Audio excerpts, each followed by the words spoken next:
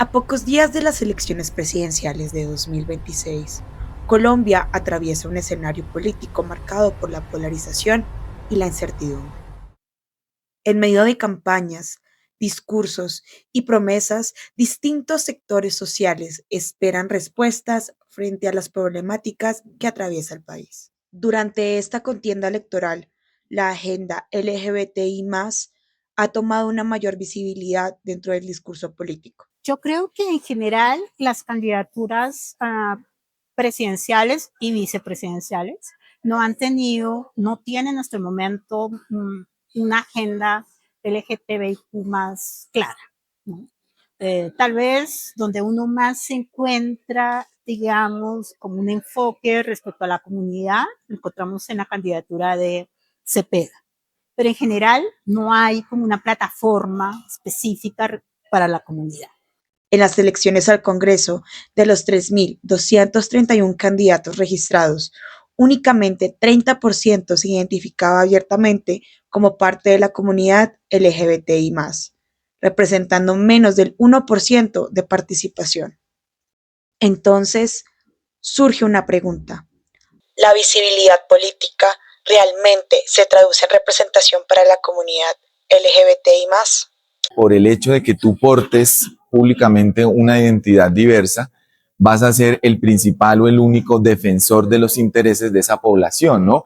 Realmente el hecho de identificarse como LGBT no trae acompañado ningún compromiso político, ni automáticamente implica que todo lo que tú vayas a hacer en la vida siempre sea a favor de la comunidad. Creo que ahorita tenemos un ejemplo bien importante, ojalá para no repetir, que es un candidato a la vicepresidencia de la República abiertamente homosexual, que según él mismo lo dice en sus entrevistas, esa condición y su comportamiento público le representó a lo largo de la vida discriminación, acoso escolar, ¿no? Y estos estigmas que todos sabemos que hay frente a las personas que tienen unos ademanes o un comportamiento amanerado.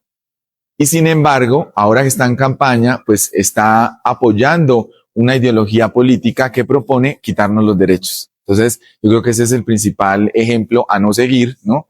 De lo que sería una representación política por parte de personas que se reconocen LGBT, pero que no tienen ningún compromiso de fondo en mejorar sus condiciones de vida. Más allá del discurso político y de las publicaciones en campaña, las propuestas continúan dejando preguntas sobre qué tan reales pueden llegar a ser las garantías para la población diversa en Colombia.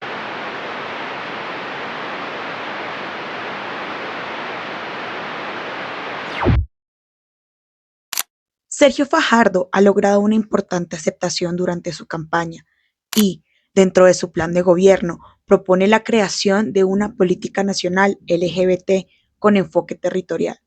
Según su propuesta, esta política buscaría responder a las necesidades específicas de cada región del país, garantizando atención digna y acceso a derechos para la comunidad sin importar el territorio en que se habite.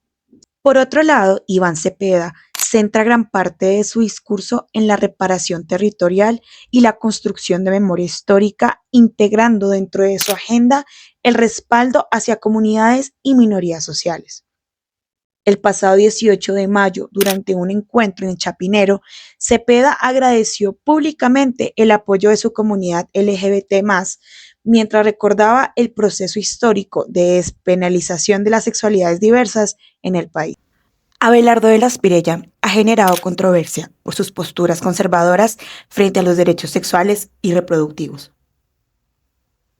Dentro de sus propuestas y discursos políticos se cuestionan temas relacionados con la libre expresión de la identidad sexual y diversos derechos reproductivos de las mujeres, abriendo nuevamente el debate sobre los posibles retrocesos en materia de derechos para distintos sectores sociales.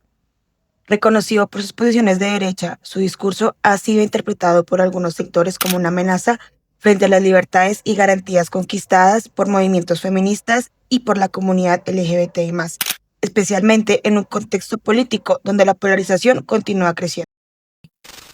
Más allá de la presencia visible de figuras diversas en campañas y espacios institucionales, la pregunta sigue siendo si esa representación realmente tiene la capacidad de transformar las condiciones de vida de quienes históricamente han enfrentado exclusión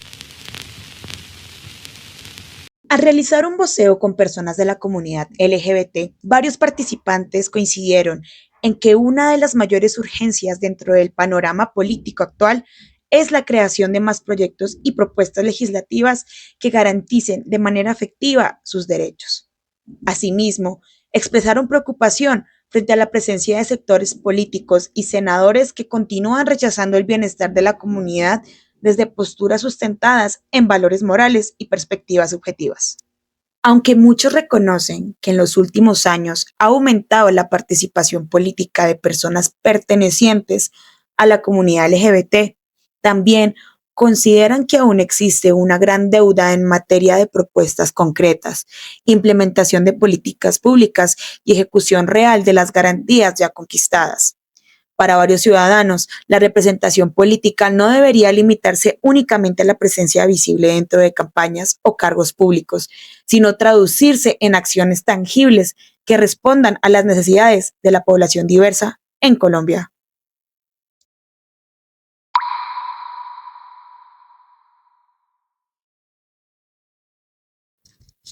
La comunidad LGBT no solamente se ha caracterizado por construir espacios de resistencia y visibilidad, sino también por enfrentarse constantemente a distintas formas de desigualdad.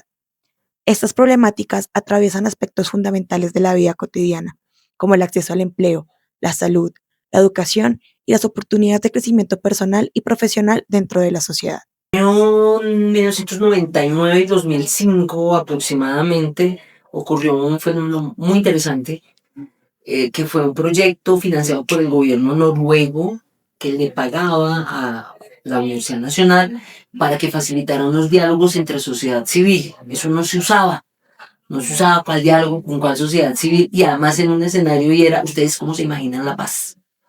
En el marco de la negociación del Caguán en el gobierno de Pastrana, que terminó con la silla vacía. Toda esa historia, al tiempo que eso pasaba, empieza este diálogo nacional financiado por el gobierno noruego de invitar a la gente a que se pensara cómo se pensaba un país en paz, desde el lugar de identidad que tuvieran. Entonces invitaron a la gente afro, invitaron a las personas indígenas, invitaron a las feministas, invitaron a los grupos culturales, a jóvenes, invitaron a un grupo que no tenía nombre todavía, pero que se nutría de la corriente feminista que venía en los últimos 10 años en la nacional y en el país empujando muy fuerte conversaciones, y quienes venían muy abanderados en la lucha contra el SIDA, abanderados y abanderadas, que estábamos todavía en los últimos rezagos, apenas empezábamos a hacer antirretrovirales y demás. Entonces ahí había una movilización ciudadana interesante, y de ahí se nutrió este grupo que en ese espacio que se llamó Planeta Paz se pone nombre. Ahí fue donde decimos que nos íbamos a llamar LGBT, porque la apuesta antes era que todo era gay, orgullo gay, super gay, power gay. Pues no, las lesbianas dimos una discusión ahí muy fuerte en ese escenario diciendo la sigla tiene que cambiar político. No puede ser que empecemos por la G, vamos a empezar por la L, porque las lesbianas es que básicamente no estamos en el mapa. Porque para muchos integrantes de la comunidad LGBT, la representación no debería medirse únicamente en símbolos, discursos o figuras visibles dentro de la política, sino en la posibilidad de vivir con seguridad, dignidad y libertad en cualquier territorio del país.